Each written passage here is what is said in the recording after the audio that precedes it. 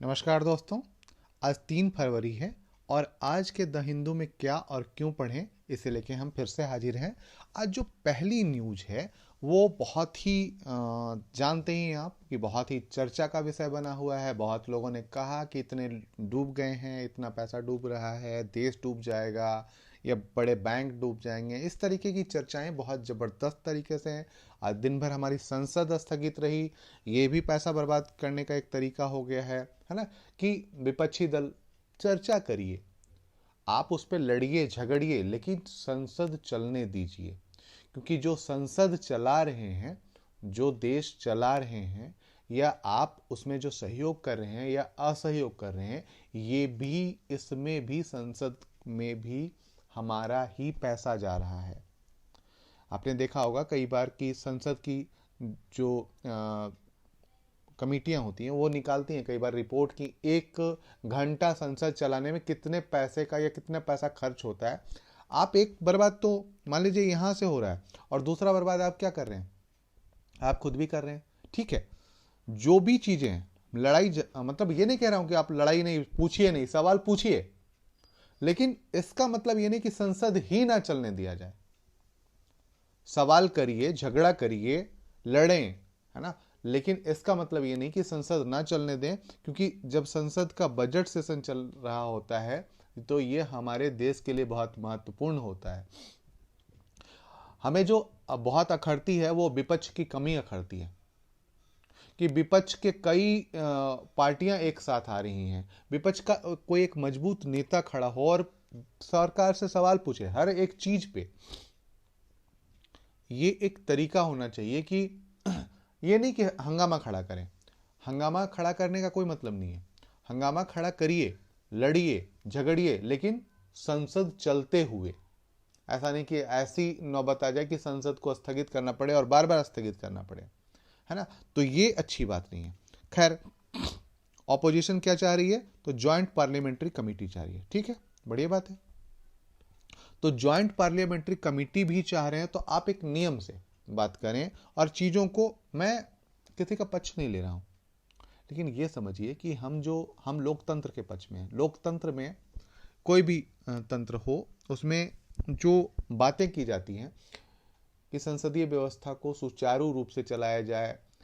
आप हर चीज को काटिए, जनता के पास जाइए ना। आप क्या कर रहे हैं? आप ना जनता के पास जा रहे हैं, ना संसद में अच्छे से पूछ रहे हैं। आप यह कह रहे हैं, आपको मतलब मैं ये कहता हूं कि जब गैस के दाम बढ़ते थे तो आप ये आरोप लगाते हैं कि एक मंत्री जो अभी मतलब वहां पे हैं, मंत्रालय में है, मंत्री बनी हुई हैं, वो सड़क पे गैस सिलेंडर लेके उतर जाती थी। आप क्या कर रहे हो? आप क्यों नहीं उतर रहे हो? आप सरकार के खिलाफ क्यों नहीं एकजुट कर रहे हो? आप उन मुद्दों को की तरफ जनता का ध्यान आकृष्ट सड़क पे उतर के क्यों नहीं कर रहे हो? आप क्या कर रहे हो? आप अपने हिसाब से कुछ चीजें प्रोग्राम करते हो। आप विरोध करने का भी तरीका तो आप नहीं समझ रहे। विरोध करने का तरीका, जब वो सड़क पे उतर सकते तो आप क्यों नहीं उतरें? सड़क पे मुद्दों पे उतरें और जनमत को अपने साथ लें, पर इस तरीके से नहीं कि हम पार्लियामेंट को चलने ही ना दें।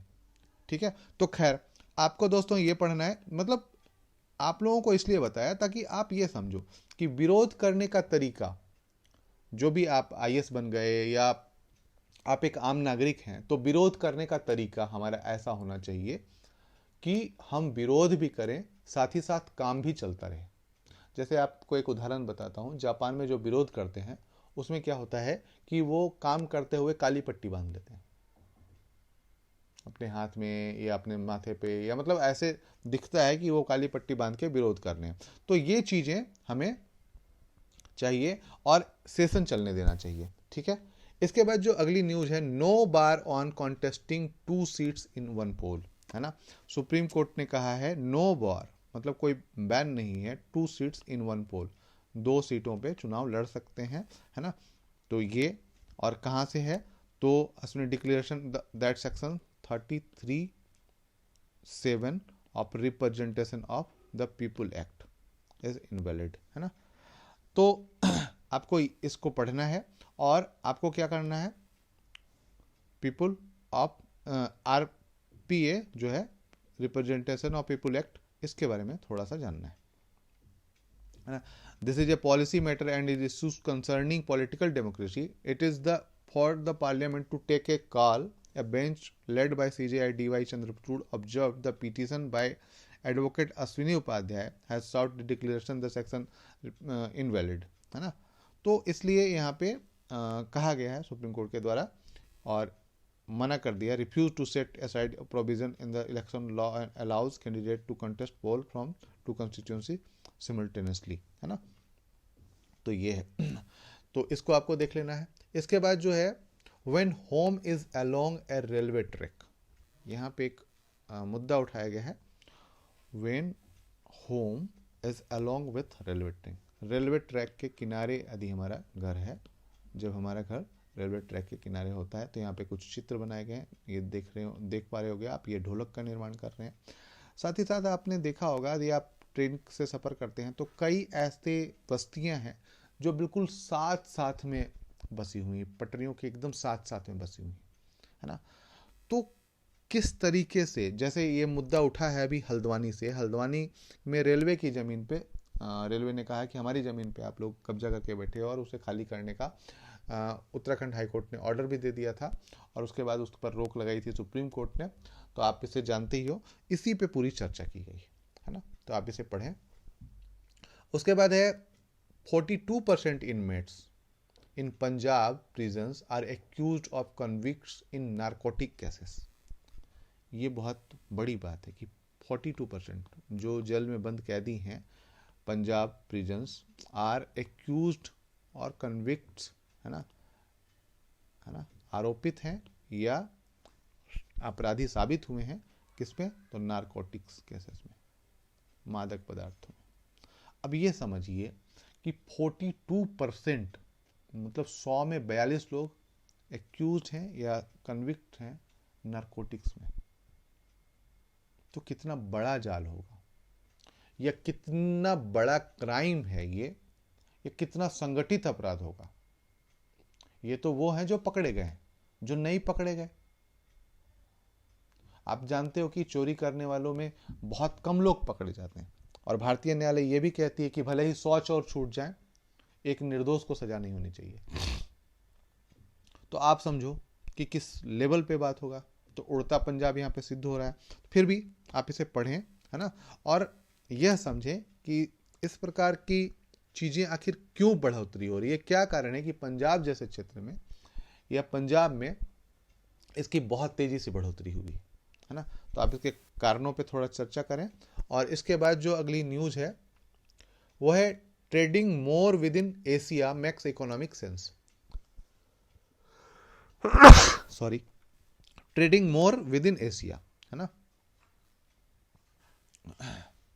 यहां पे बात की गई है within Asia making economic sense. South Asia should have a relook at regional trade across Asia after warning by the International Monetary Fund on January 31, 2023 the global trade would slow down 5% in 2022 to 2.4% in 2023. This forecast is optimistic with poly-crisis risk such as escalating Russia-Ukraine war and decoupling from global supply chains tackling variant of COVID-19 virus. आपको यहाँ पे दो चीज़ें हैं कि Russia Ukraine वार और कोविड-19 का जो सप्लाई चेन है, चेन को पूरी तरीके से बर्बाद कर दिया है या उसके सप्लाई चेन को पूरी तरीके से बाधित कर दिया है। हमें क्या करना पड़ेगा, South Asia path to resilient growth, है ना। हमें एशिया के अंतर्गत, है ना, ये देखना पड़ेगा कि किस तरीके से व्यापार बढ़ाया जाए, है ना, जिसमें एक है RCEP membership, regional comprehensive economic partnership, है ना, इसे आपको देखना है। फ्री ट्रेड एग्रीमेंट हमें किसके किसके साथ करना है, इसके बारे में देखना है ना। तो ये चीज़ें आप यहाँ पे देखोगे कि भारत किन किन क्षेत्रों से, किन किन देशों से अपने व्यापार जो है बढ़ा सकता है, ठीक है। और क्या जो यहाँ पे रीजनल क्षेत्रीय जो संगठन है वो इस मंदी से उबरने में मदद कर सकते हैं या नहीं कर सकते हैं। इसी के बारे में पूरी कहानी है, तो आप इसे पढ़ लें। इसके बाद जो है अगली न्यूज जो है चैट जीपीटी, है ना। एक न्यूज़ है, चैट जीपीटी का नाम तो आपने सुना ही होगा। Chat GPT and the future of journalism. एक बात समझिए कि आपको कोई भी न्यूज़ या कोई भी चीज़ें, in the initial days of the ChatGPT excitement, I conducted an experiment with artificial intelligence based chatbot. I used it in a race against another writer who was using the traditional research route to produce an article on Iranian morality police, है ना, morality police, even with fact check and touch up the languages. I won hands down. अब यहाँ पे समझिए कि एक writer है, मान लीजिए, एक मतलब आपको एक उदाहरण बताता हूँ कि एक राइटर है, जैसे अभी हम लोगों ने एक ये पढ़ा कि trading more within Asia max economic sense, ठीक है। अब मान लीजिए कि आपको एक कहानी लिखनी है या किसी के बारे में कुछ जानना है, जैसे मान लीजिए कि आपको वर्ल्ड की इकोनॉमी के बारे में जानना है ना, वर्ल्ड की इकोनॉमी के बारे में जानना है, विश्व की अर्थव्यवस्था, आपने ये डाल दिया, ठीक है। आपने ये क्या किया, चैट जीपीटी में, जो कि एक तरीके से वो है, बोट है, आपने वहाँ पे एक, जैसे गूगल में आप सर्च करते हैं ना कि आपने सर्च किया वर्ल्ड इकोनॉमिक फोरम, तो वो दिखा देगा वर्ल्ड इकोनॉमिक फोरम क्या है। आपने सर्च किया वैश्विक अर्थव्यवस्था में वर्तमान मंदी के कारण और रोकने के उपाय, क्या सर्च किया, मंदी के कारण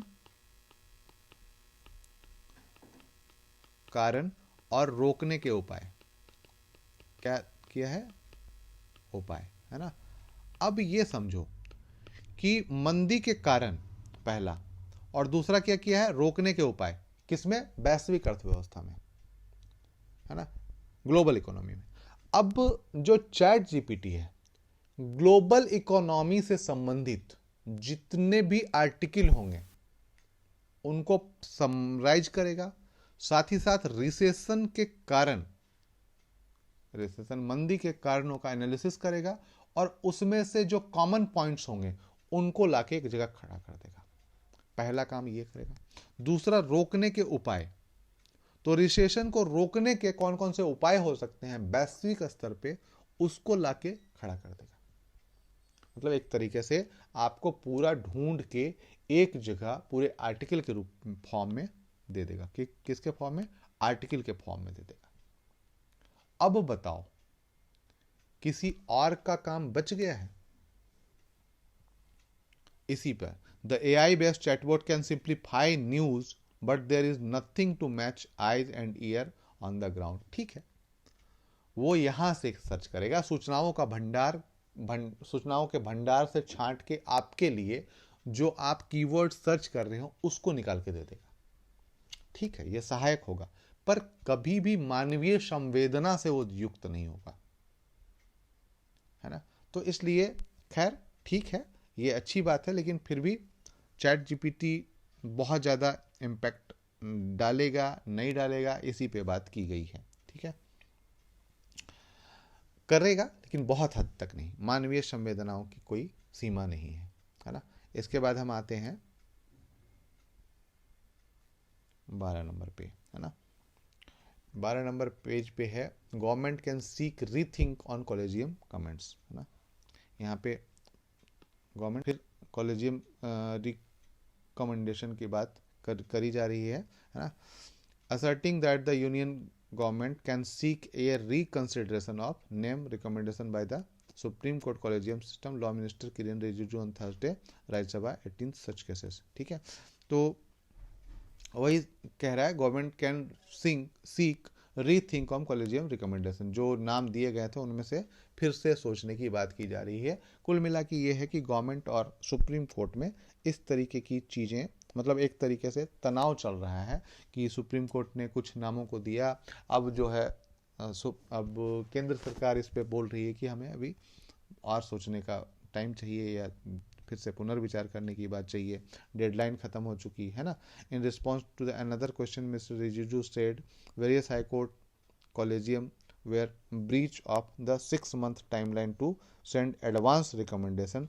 अब उसमें भी इन्होंने कहा कि जो हाई कोर्ट्स हैं वो एडवांस रिकमेंडेशन भी नहीं भेजते हैं, तो इस तरीके से डेडलाइन भी खत्म हो गई।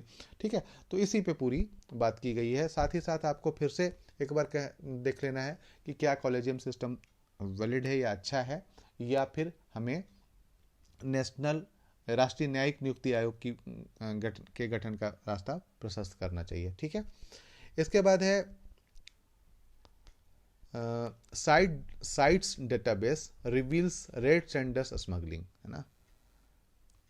जो साइट्स हैं, स्थान है, आपको देखना है साइट्स, ये डेटाबेस रिवील्स रेड सेंडर्स, लाल चंदर जो है उसके स्मगलिंग का डेटा खोला गया, तो इसको आपको देखना है। साथ ही साथ आपको ये क्या देखना है, convention sites, convention on international trade in endangered species of wild fauna and flora. ठीक है, तो साइट्स का ये डेटा है और उसने बताया है कि क्या कितना जो है वो इसका जो स्मगलिंग किया गया या तस्करी इसकी कितनी की गई, इसी के बारे में पूरा डेटा दिया गया है। ठीक है, this consignment were exported to China 53%, Hong Kong 25%, Singapore 18%, United State America 3.5%। ये एक वो दिया गया है।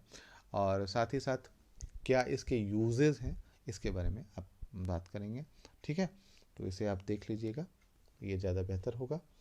उसके बाद है US military to get greater access to Philippines bases, ये बहुत इंपॉर्टेंट है।